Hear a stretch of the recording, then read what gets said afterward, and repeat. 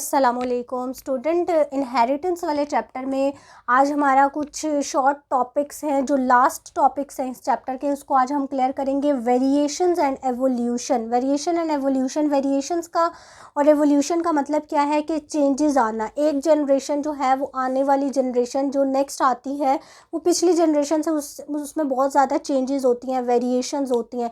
तो वो वेरिएशंस या वो जो चेंजेस होती हैं वो क्यों होती हैं, उनके 4 फैक्टर्स हैं हमारे पास। क्रॉसिंग ओवर, एक तो जब हम मियोसिस पढ़ते हैं, जब मियोसिस हो रही होती है जर्म सेल्स के अंदर, तो जो क्रॉसिंग ओवर का प्रोसेस है, ये हमारे पास एक क्रोमोसोम्स है, ये हमारे पास दूसरा क्रोमोसोम है, ठीक है। इनके ये जो पार्ट्स हैं ये आपस में एक्सचेंज होते हैं, this is called a crossing over. तो जब ये पार्ट्स चेंज होते हैं तो इन चेंजेस के दरमियान इनके जो सेगमेंट्स चेंज हो रहे होते हैं, इनके दरमियान में जो क्रॉसिंग ओवर के दौरान वेरिएशंस आने का एक फिनोमेना होता है, ठीक है। एक तो हमारे पास ये है कि इसके थ्रू वेरिएशंस आती हैं, ठीक है। म्यूटेशंस और वेरिएशंस दोनों एक ही वर्ड है। म्यूटेशन हमारे पास 2 टाइप्स की होती हैं। अगर तो हमारे पास चेंजेस जो हैं वो पॉजिटिव हैं, ठीक है, पॉजिटिव चेंज आ रहा है म्यूटेशंस की वजह से, तो वो वेरिएशंस कहलाएंगी, ठीक है। और अगर नेगेटिव चेंज आ रहा है तो हमारे पास वो क्या कहलाएंगी, एबनॉर्मेलिटीज़, ठीक है। अगर तो म्यूटेशंस में कोई पॉजिटिव चेंज आ रहा है, ठीक है, जैसे कि इंटेलिजेंस बढ़ रही है, नेक्स्ट जनरेशन जो प्रोड्यूस हो रही है वो ज़्यादा, वो इंटेलिजेंट ज़्यादा है, तो वो पॉजिटिव चेंज है, वो क्या कहलाएगा, वेरिएशंस कहलाएंगी, ठीक है। अगर तो इंटेलिजेंस लेवल कम हो रहा है नेक्स्ट आने वाली जनरेशन में, तो वो नेगेटिव चेंज है, ठीक है। या फिर कोई ऐसी उसको एबनॉर्मेलिटीज़ आ जाती हैं या वो सही से चल नहीं पाता, ना चलना भी तो एक चेंज है, ठीक है, लेकिन वो नेगेटिव चेंज है, तो वो क्या कहलाएगा, एबनॉर्मेलिटीज़ कहलाएंगी। थर्ड हमारे पास है फर्टिलाइजेशन। अब देखें फर्टिलाइजेशन हमारे पास क्या कहलाती है। Fertilisation mean fusion of gamete, fusion of gametes is called fertilisation. अब देखें एक एग प्रोड्यूस हुआ है फीमेल की बॉडी में, लेकिन मेल की बॉडी में तो मिलियंस ऑफ स्पर्म्स प्रोड्यूस होते हैं और हर स्पर्म्स दूसरे स्पर्म से डिफरेंट होता है। अब जो स्पर्म जाके फर्टिलाइज करेगा उसके करेक्टर्स आएंगे, ठीक है। तो फर्टिलाइजेशन की वजह से भी म्यूटेशंस या एवोल्यूशंस कॉज हो सकती हैं, ये भी फर्टिलाइजेशन भी एक फैक्टर है, ठीक है। ये उस न्यू प्रोड्यूस होने वाले इंडिविजुअल की लक पे डिपेंड करता है कि कौन सा जो स्पर्म जिसने आकर फर्टिलाइज किया उसके अंदर कौन कौन सी खुसूसियात हैं, ठीक है। हर स्पर्म दूसरे स्पर्म से डिफरेंट होता है। जीन फ्लो, यानी जो जीन्स फ्लो कर रही हैं, अब जो हमारे पेरेंट्स में जीन्स थी वो हम में ट्रांसफ़र हुई, वो जीन फ्लो हुआ, उसमें कुछ चेंजेस आई, अब जो हमसे बाद में ट्रांसफ़र होंगी वो जीन फ्लो है ना, तो वो जीन्स फ्लो भी हमारे पास क्या कहलाती हैं, वेरिएशंस कहलाती हैं। तो ये 4 फैक्टर्स हैं जो वेरिएशन या फिर एवोल्यूशन कॉज करते हैं।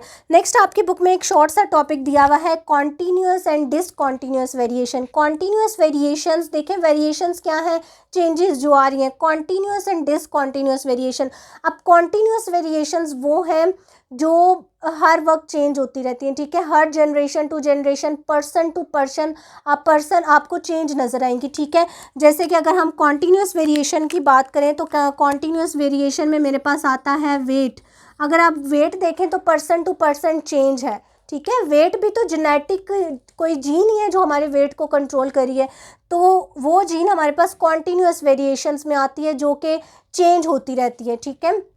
इसी तरह हाइट ले लें आप, स्किन कॉम्प्लेक्शन ले लें, तो ये वाली जो चीज़ें हैं ये कॉन्टीन्यूस वेरिएशन में आती हैं। डिसकॉन्टीन्यूस वेरिएशंस जो कॉन्टीन्यूसली हमारे पास चेंज नहीं हो रही, डिसकॉन्टीन्यूस वेरिएशंस में आती हैं। इसमें बेस्ट हमारे पास एग्जांपल क्या है, ABO blood group system. Human का जो ABO ब्लड ग्रुप सिस्टम है, अब सब ह्यूमंस में देख लें, या A मिलेगा, AB, या फिर AB मिलेगा, या फिर O ब्लड ग्रुप आपको मिलेगा, ठीक है।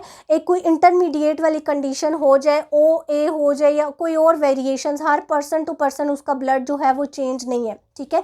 तो ये डिसकॉन्टीन्यूस वेरिएशंस में आते हैं। ये सिंपल सी चीज़ें हैं जो कि बहुत आपको वर्ड से ही समझ आ जाती हैं, कॉन्टीन्यूस एंड डिसकॉन्टीन्यूस वेरिएशंस। फिर लास्ट में आपको एक शॉर्ट सा टॉपिक है आर्टिफिशियल सिलेक्शन का। आर्टिफिशियल सिलेक्शन हमारे पास क्या है, इंटेंशनल ब्रीडिंग भी हम इसको बोलते हैं, ठीक है। आर्टिफिशियल सिलेक्शन का हमारे पास सेकंड नेम क्या है,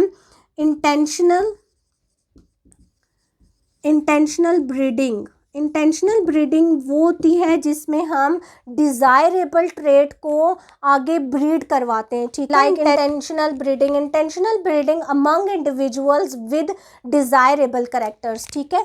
इसमें हम क्या करते हैं कि आर्टिफिशियल सिलेक्शन में हम खुद सेलेक्ट करते हैं कि ये वाले करेक्टर्स हमें चाहिए, हम उन एनिमल्स को ब्रीड करवाते हैं जिनके अंदर हमारे डिज़ायरेबल करेक्टर्स होते हैं, ठीक है।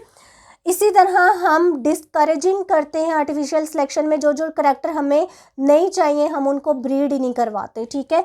तो ये हमारे पास आर्टिफिशियल सिलेक्शन है। इसमें हमारे पास जो अगर हम एनिमल्स आर्टिफिशियल सिलेक्शन या इंटेंशनल ब्रीडिंग से हम कोई एनिमल प्रोड्यूस करवा रहे हैं तो वो हमारे पास ब्रीड्स कहलाएगा, ठीक है, एनिमल्स के केस में। और अगर हम प्लांट्स की बात करें तो प्लांट्स हमारे पास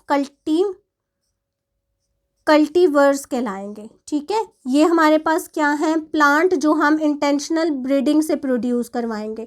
और ये हमारे पास क्या है, एनिमल्स। अगर हम एनिमल्स की प्रोडक्शन करवा रहे हैं आर्टिफिशियल सिलेक्शन से तो वो हमारे पास ब्रीड्स कहलाएगा। और कल्टीवर हमारे पास क्या है, प्लांट्स जो हम आर्टिफिशियल सिलेक्शन से प्रोड्यूस करवा रहे हैं। अगर हम एनिमल्स की बात करें तो हमारे पास मेजर एग्जांपल्स आती हैं हैन की, काओ की।